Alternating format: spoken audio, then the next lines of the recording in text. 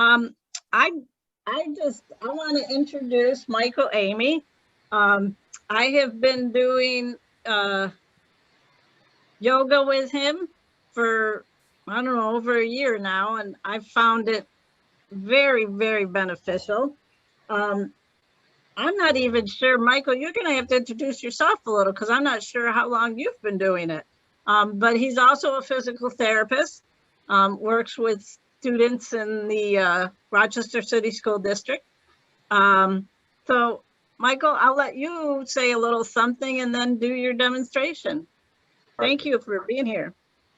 Well, thank you, Amy. Thank you, Rochester Spinal Cord Association. It's an honor to be here. I'm always happy to share my experience with others, and it's nice to see some familiar faces, students that have been attending classes with me.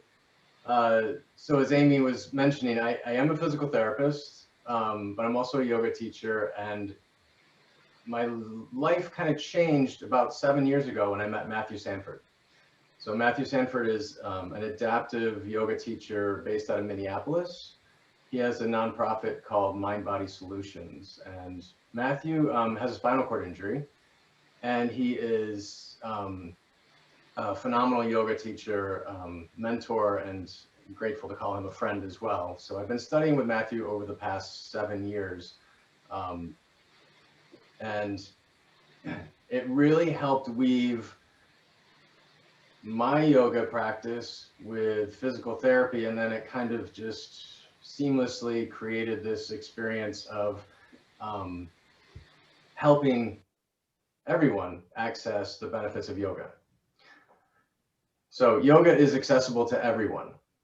Not what you see out in popular culture with pictures of what some crazy yoga poses look like, but the experience and the sensations that yoga offers is accessible to everyone.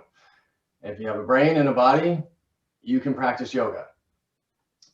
And it's not necessarily what it looks like, but it's how you inhabit the shape of the experience, not the shape of the pose. So throughout the adaptive yoga classes that I've been teaching, prior to the pandemic, we were in person and we were using an accessible space at Central Rock Gym. My program had kind of bounced around from home to home. We landed in Central Rock Gym, which was fantastic.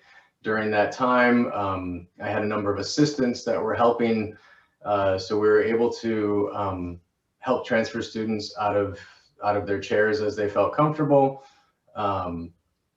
And now we're stuck in the Zoom world, but it also does lend, an accessible piece.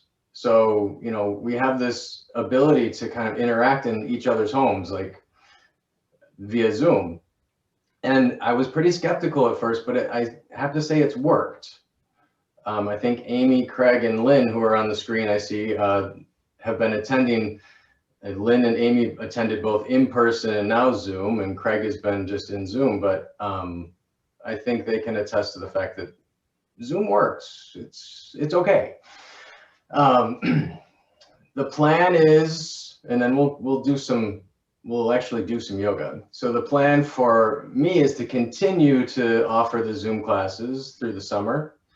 Once September comes around, I do have a new accessible space that was exclusively designed for adaptive yoga that I will be utilizing. It's in the Brighton Henrietta Town Line Road area. So that's the plan for September. I have to kind of look at whether I'm still going to offer Zoom and in person, or if it's just going to be in person, but that's yet to be determined. So let's do some yoga, because I can talk about it all day, but it's, it's something that has to be experienced. One of those things. So sit up straight and tall, what that means, whatever that means for you. And I just want you to just kind of shift back and forth a bit, like find your sitting bones. Find your seat, find your base.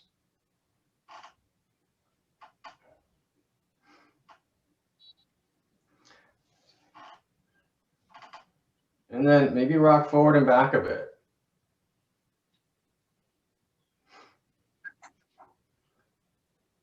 And then go back to side.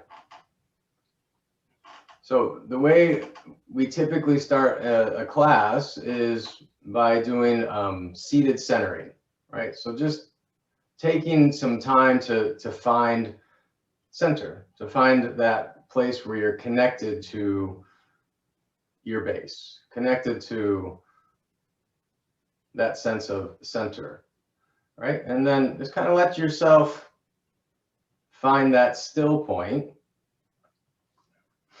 and take a nice, slow, deep breath in and out.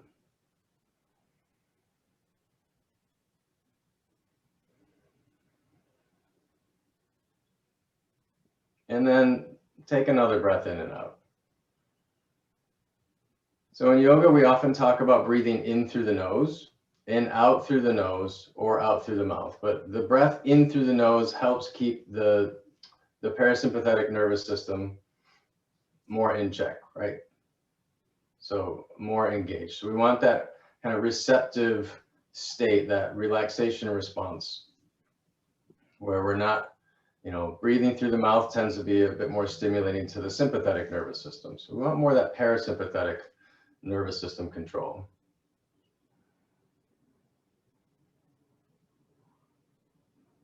Good. And then again, start to come forward and back. So this time, just do it. And then come back to that still point, but now add the breath. So as you inhale, let your inhalation pull you forward. As you exhale, come back to your starting point. Inhale forward, exhale back.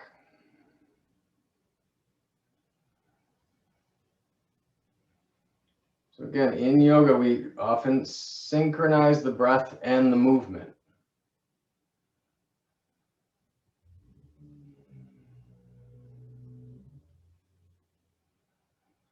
So maybe feel that lightness in the spine as you inhale and come forward, and exhale back.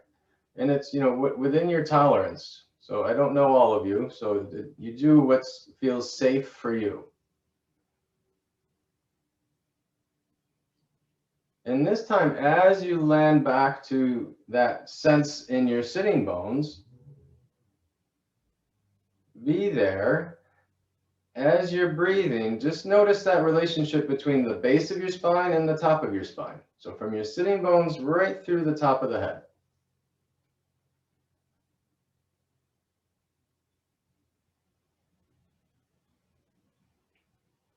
And notice if you have a sense of balance.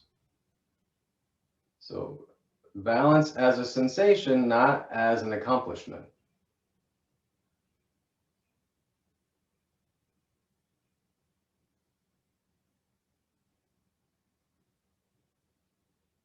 Good. And then we're going to come back to rhythm, right? So inhale, come forward, exhale back. Maybe let the spine move just a bit more, but feel that come from the pelvis, from the sitting bones, right? Feel that kind of rocking forward, rocking back. Again, inhale forward, exhale back. So that sense of rhythm also has that kind of calming effect on the nervous system. Yoga is about connection, union. It's not about trying to fix. But how can yoga, how can the practice help one discover a connection to all parts of themselves, right? To live more harmoniously and gracefully within one's body. Again, can you allow yourself to come back to that still point? Notice the sensation of balance.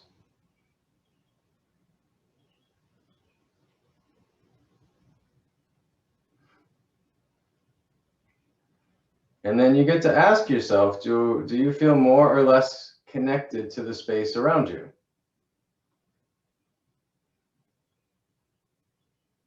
And it's okay if you don't have an answer.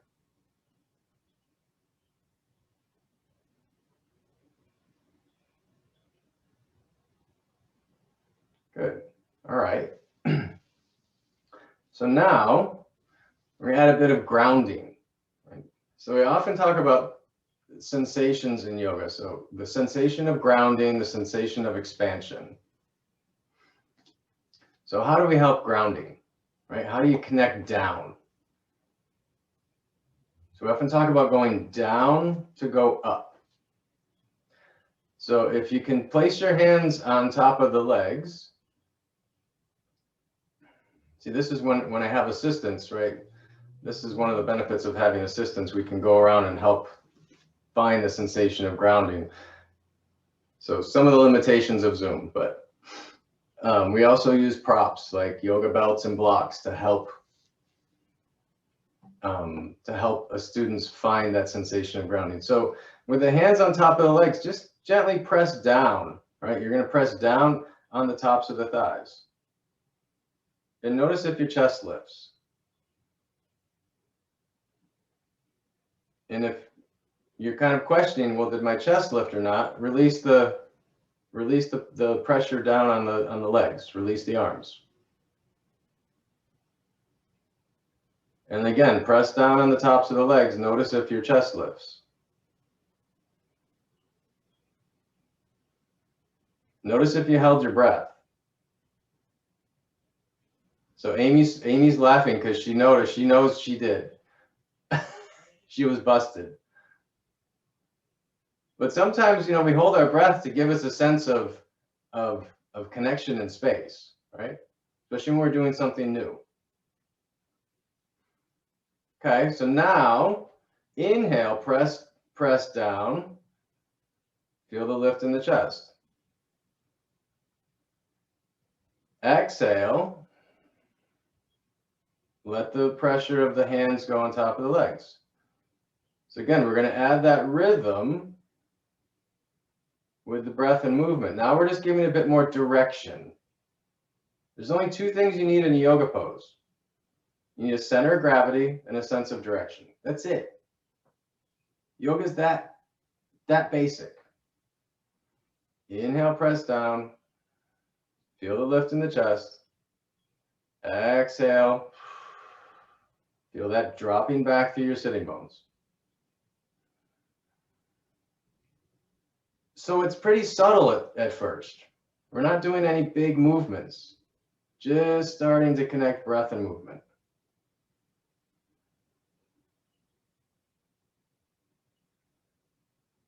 So now, this time, as you inhale, press down, feel that lift in the chest, but keep the lift in the chest as you exhale. Keep the connection with the hands pressing down. So inhale to the center of the chest. As you exhale, feel that exhalation slide down your back body. Keep your head balanced right over top of your spine.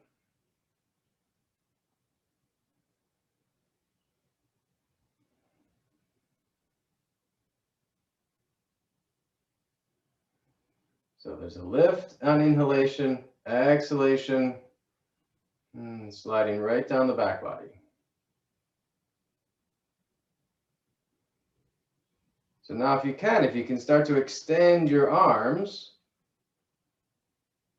open the skin of your palms, open the pit of the elbows.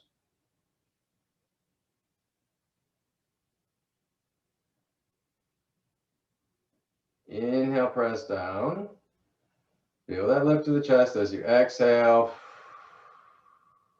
Nice, long, slow exhalation. Again, not forcing anything. Just feel that kind of exhalation down the back body.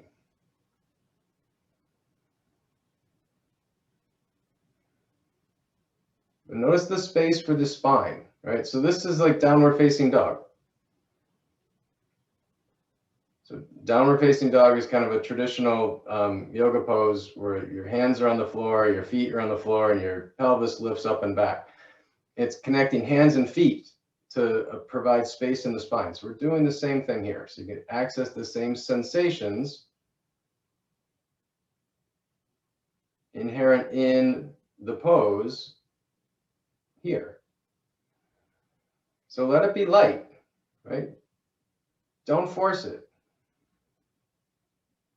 It's often we try to overwork and overgrip when we're doing something new.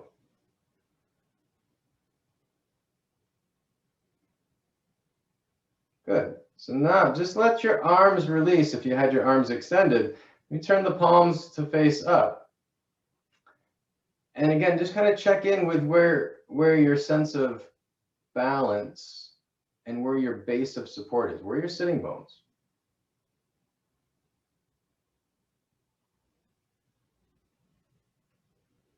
What's happened with your orientation with the spine?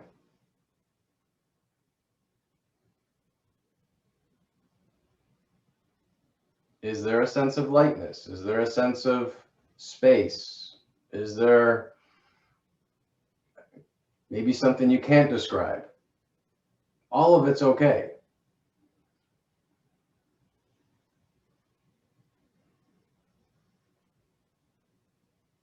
How does breathing feel? So breath affects the spine as the spine affects the breath.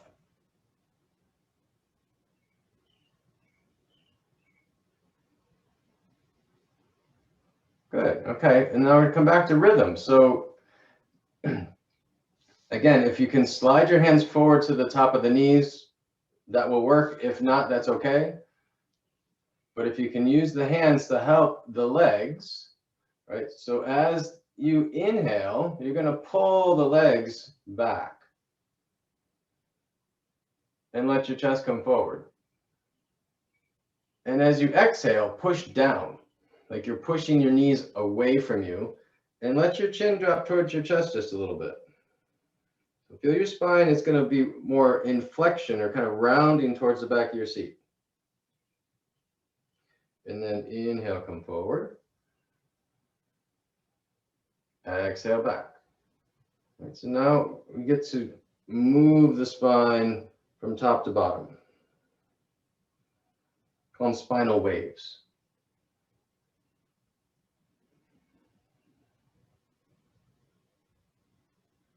Again, coordinate the breath. Inhale forward, exhale back.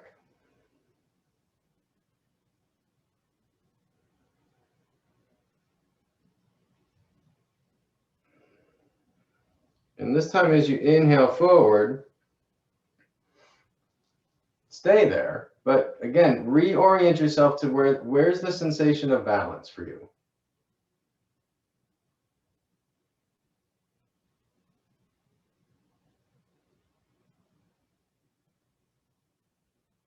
Notice your sitting bones. Notice your base of support.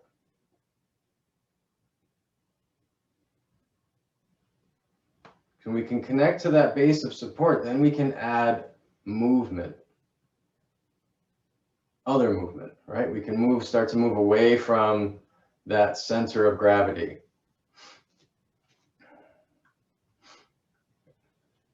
Okay, so if you can, just release your arms to your side.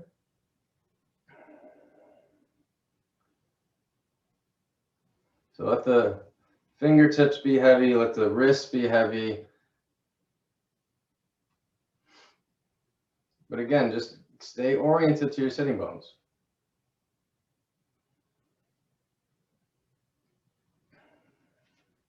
So sharpen your sitting bones, like feel the sitting bones press down, and on an inhalation, just let your arms float up. And then exhale and come back.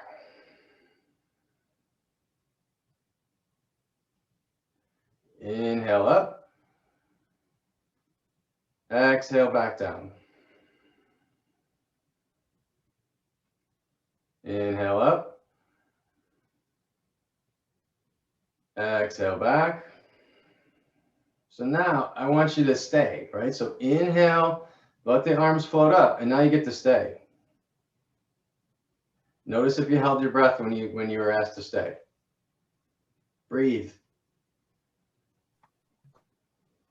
Can you find that sensation when your hands were pushing down on top of the legs to support the arms? Find the support of your side waist to the underside of your arms.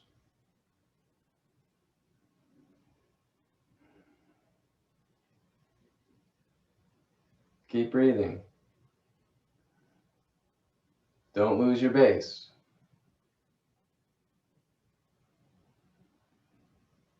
Let yourself get bigger in space. Good, and then slowly come back down. Turn the palms up, let the hands rest on top of the legs. Take a few breaths.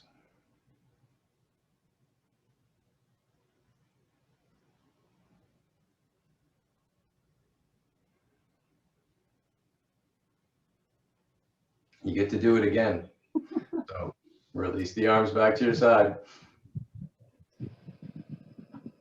So before you take the arms up, I want you to connect with what's down. So sitting bones, try to find that sensation of when you were pushing down on the tops of the legs. Find the grounding. From the ground, inhale, let the arms float up. Exhale back. Now do it without the breath. Just lift your arms up wherever they can go. Notice what felt heavier. And now inhale the arms up. Use the breath. Which one felt heavier? Which one felt lighter? Which one did you feel more connected back to your core?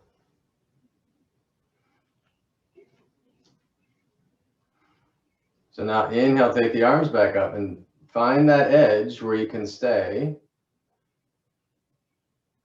But try to find the balance between the arms. So if one arm is only lifting so high, then let the other arm be there too. Try to find the congruence between the limbs. And keep breathing.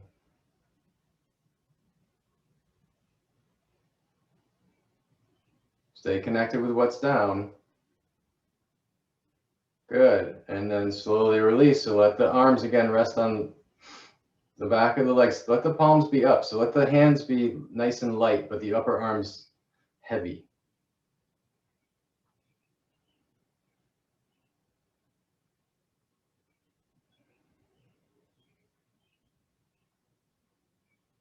Again, notice the connection in your base of support.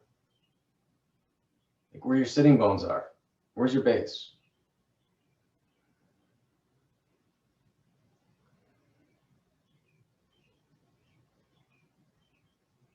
And then sit up straight and tall again.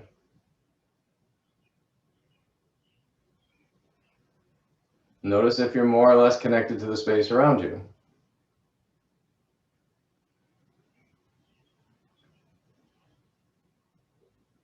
And then find the sensation of balance. So not that physical act of like, I'm balanced, but oh, can you allow the sense of balance? Good.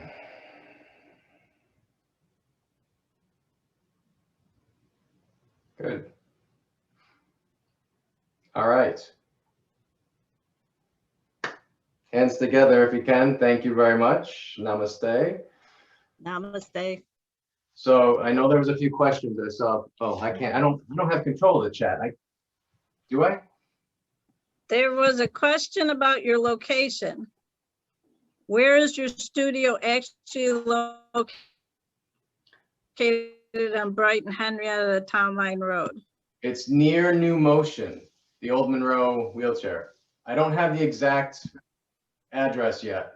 It's not in my brain yet, but it's in that area of Brighton Henrietta Town Line Road. So, but I'm open to having new students via Zoom. If you're interested in participating in the Zoom classes until in-person starts, it's on Thursdays from 4:30 to 5:30. And email me and I can tell you how to go about that. It's $10 a class. If Endless Highway, so a little plug for Endless Highway, Rob Tortorella, fantastic man. So Endless Highway helps with financial support if needed. So touch base with me and I can help set that up.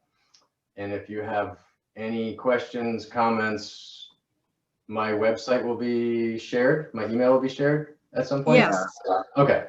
We will send out links to your website and to you for people who may want to join. Perfect. Somebody just mentioned when it comes in person, they'd like to volunteer. Perfect. So, yes. Volunteers are fabulous. Yes. I need So I volunteers. know that Michael would love that, and so would so do we who participate. Because I have just Also, I a few think, that will come. So yeah, it's good. yeah, I think we're gonna have a couple raffles. We had mentioned before, but we have some of Gary's books, and then we're gonna raffle some free lessons and sessions with you as well.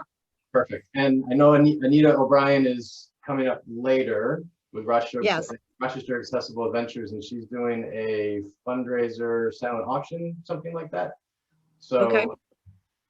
there will be an in-person session class thing from me for that as well. So Okay, great.